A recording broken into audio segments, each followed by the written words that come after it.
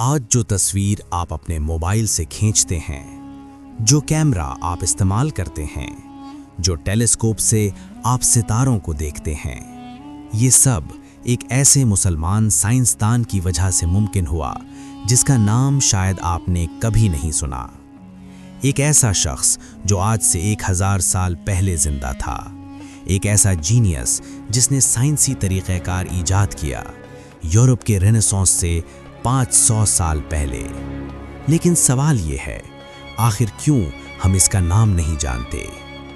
ابن الہیثم، جدید آپٹکس کا بھلایا گیا باپ۔ بھائیوں اور بہنوں، اللہ تعالیٰ نے قرآن مجید میں فرمایا، اقرا بسم ربک الذی خلق، پڑھو اپنے رب کے نام سے جس نے پیدا کیا۔ اور پھر اسی صورت میں اللہ نے فرمایا، علم الانسان ما لم یعلم، اس نے انسان کو وہ سکھایا جو وہ نہیں جانتا تھا۔ یہ علم کی طرف پہلی وحی تھی، اور آج میں آپ کو ایک ایسے مسلمان کی کہانی سناؤں گا جس نے اس حکم پر عمل کرتے ہوئے دنیا بدل دی۔ سن 965 عیسوی، عراق کے شہر بصرہ میں اسلامی سنہری دور میں ایک لڑکے کی پیدائش ہوتی ہے، الحسن ابن الہیثم۔ وہ وقت جب یورپ تاریکی میں ڈوبا ہوا تھا، بغداد اور بصرہ علم کے مراکز تھے، اسکول، لائبریریاں، ہزاروں مخطوطات۔ نبی کریم صلی اللہ علیہ وسلم نے فرمایا تھا، طلب العلم فریضۃ علی کل مسلم، علم حاصل کرنا ہر مسلمان پر فرض ہے۔ ابن الہیثم نے یہ حدیث دل میں بسا لی۔ شروع میں انہوں نے دینی علوم کا مطالعہ کیا، لیکن انہیں ایک بات پریشان کرنے لگی، مختلف مذہبی فرقے، تضادات، لوگ دین کو ایک دوسرے پر حملے کے لیے استعمال کر رہے تھے، حق تلاش کرنے کے لیے نہیں۔ تو انہوں نے ایک انقلابی فیصلہ کیا۔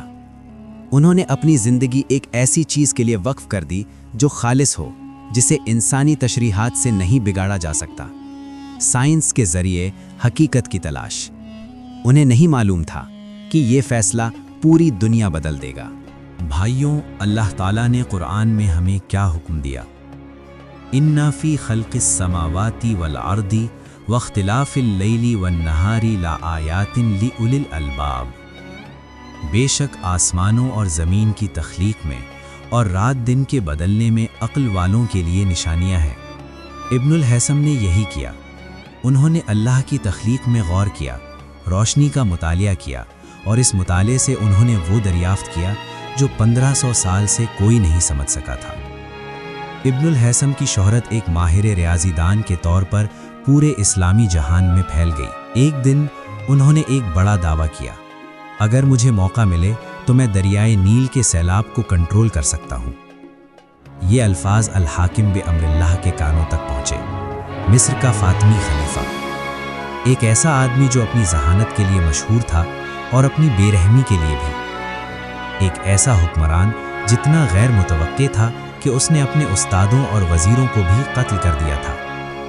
لوگ اسے پاگل خلیفہ کہتے تھے۔ الحاکم نے ابن الہیثم کو قاہرہ بلایا، آؤ میرے لیے نیل کو قابو میں کرو۔ اپنی صلاحیتوں پر بھروسہ کرتے ہوئے انہوں نے قبول کر لیا۔ 1010 عیسوی میں مصر کا سفر کیا۔ ان کا دماغ انجینئرنگ منصوبوں اور ریاضیاتی حسابات سے بھرا ہوا تھا، لیکن جب وہ اسوان کے قریب پہنچے اور عظیم دریائے نیل کو اپنی آنکھوں سے دیکھا، جب انہوں نے قدیم یادگاروں کا مطالعہ کیا، حقیقت ان پر ٹوٹ پڑی۔ یہ ناممکن تھا، ٹیکنالوجی موجود نہیں تھی۔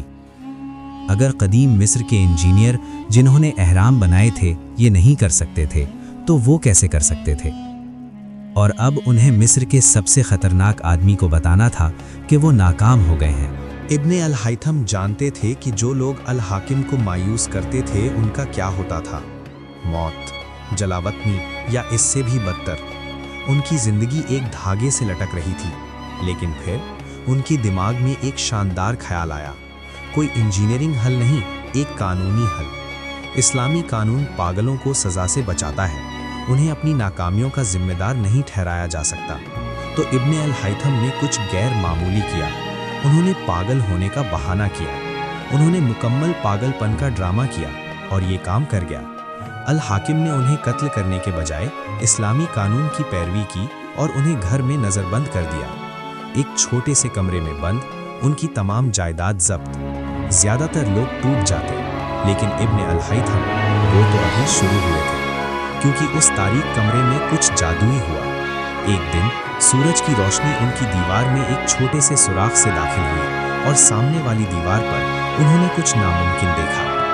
باہر کی دنیا الٹی منتقل ہو رہی تھی، درخت، چلتے ہوئے لوگ، گلی کا درشیہ الٹا لیکن بالکل صاف۔ یہ وہ لمحہ تھا، وہ مشاہدہ جو سب کچھ بدل دے گا۔ یہاں اللہ کی سنت دیکھیں بھائیوں۔ قرآن میں اللہ فرماتا ہے، اور ہم تمہیں ضرور آزمائیں گے کچھ خوف، بھوک، مال، جانوں اور پھلوں کی کمی سے، اور خوشخبری دو صبر کرنے والوں کو۔ ابن الہیثم کی آزمائش قید تھی، لیکن انہوں نے صبر کیا، اور اللہ نے انہیں وہ عطا فرمایا جو کسی کو نہیں ملا تھا، سائنسی طریقہ کار کی دریافت۔ اگلے 10 سال اس کمرے میں قید ابن الہیثم نے تجربہ پر تجربہ کیا۔ انہوں نے سوراخ کا سائز بدلا، دیوار سے فاصلہ تبدیل کیا، مختلف روشنی کے ذرائع جانچے۔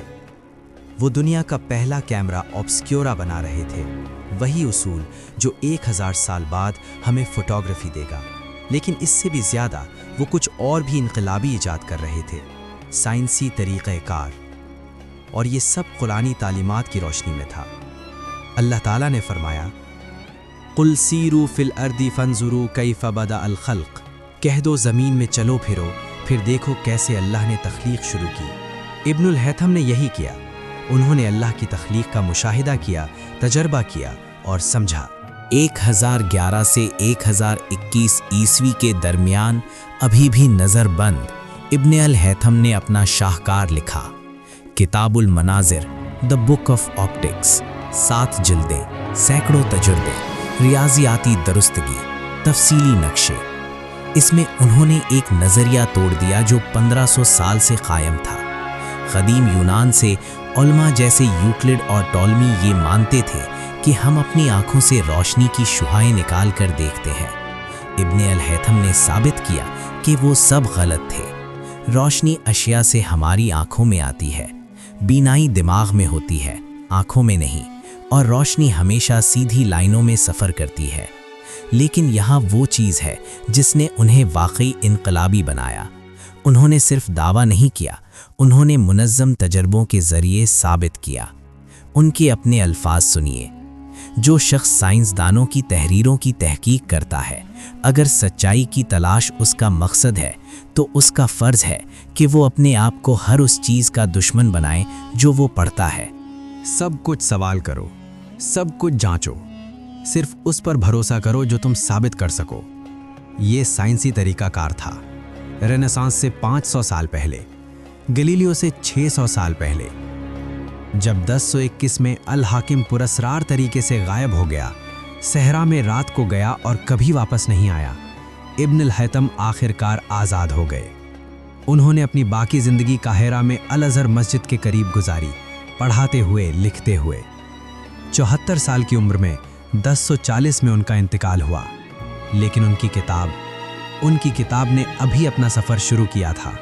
12ویں صدی میں ٹولیڈو، اسپین میں عیسائی، یہودی اور مسلمان علماء نے مل کر عربی متون کا لاطینی میں ترجمہ کیا۔ کتاب المناظر لاطینی میں ڈے ایسپیکٹس بن گئی، اور اچانک یورپ نے ابن الہیثم کو دریافت کیا، حالانکہ انہوں نے انہیں الحازم کہا۔ راجر بیکن نے 1200s میں ان کے کام کا مطالعہ کیا اور تجرباتی طریقے اپنائے۔ جوہانس کیپلر نے 1600s میں ان کے نظریات پر تعمیر کی۔ Rene Descartes, Galileo Galilei, Isaac Newton, سب نے ان کے کام کا حوالہ دیا۔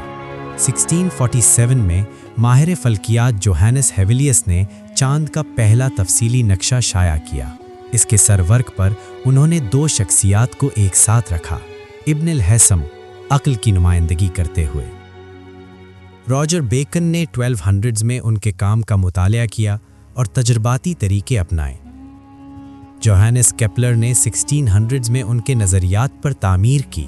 رینے Descartes, Galileo Galilei, Isaac Newton, سب نے ان کے کام کا حوالہ دیا۔ 1647 میں ماہر فلکیات جوہانس ہیویلیس نے چاند کا پہلا تفصیلی نقشہ شائع کیا۔ اس کے سرورق پر انہوں نے 2 شخصیات کو ایک ساتھ رکھا، ابن الہیثم عقل کی نمائندگی کرتے ہوئے، گیلیلیو حواس کی نمائندگی کرتے ہوئے۔ سائنس کے برابر ستون، برابر احترام، برابر میراث۔ بھائیوں اور بہنوں، یہ کہانی ہمیں کیا سکھاتی ہے؟ رسول اللہ صلی اللہ علیہ وسلم نے فرمایا، الحکمت ضالۃ المؤمن، یعنی حکمت مومن کی گمشدہ میراث ہے۔ ابن الہیثم نے حکمت تلاش کی، اللہ کی نشانیوں پر غور کیا اور دنیا کو ایک تحفہ دیا۔ آج ہمیں یاد رکھنا چاہیے، ہر کیمرہ 1826 کی پہلی تصویر سے لے کر آپ کے سمارٹ فون تک اس تاریک کمرے سے شروع ہوتا ہے جو قاہرہ میں ہے۔